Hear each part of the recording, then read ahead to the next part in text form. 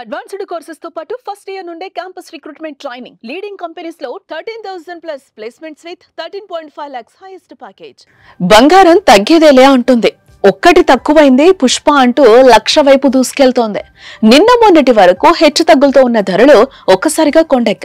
దీనికి పెళ్లిల సీజన్ తోడు కావడంతో బంగారం ధరలకు రెక్కలొచ్చాయి. దీంతో సామాన్యులు కొనలేని స్థితికి బంగారం ధరలు చేరుకున్నాయి. దూరపు కొండలపై మెరుస్తున్నాయి.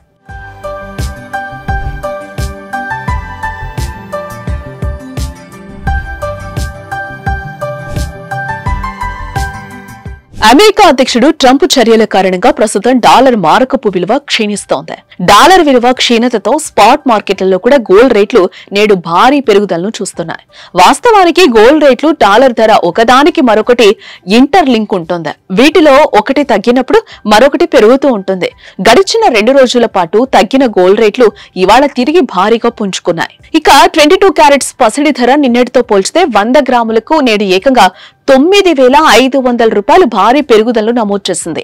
దీంతో దేశంలోని వివిధ నగరాల్లో నేడు పెరిగిన రిటైల్ గోల్డ్ విక్రయ ధరలను పరిశీలిస్తే గ్రాముకు చెన్నైలో 8,815, ముంబైలో 8,815, ఢిల్లీలో 8,830 రూపాయలు, కలకత్తాలో 8,815 రూపాయలు, బెంగళూరులో 8,815, కేరళలో కూడా అదే రేటు, పూణేలో 8,815 రూపాయలు పెరిగాయి.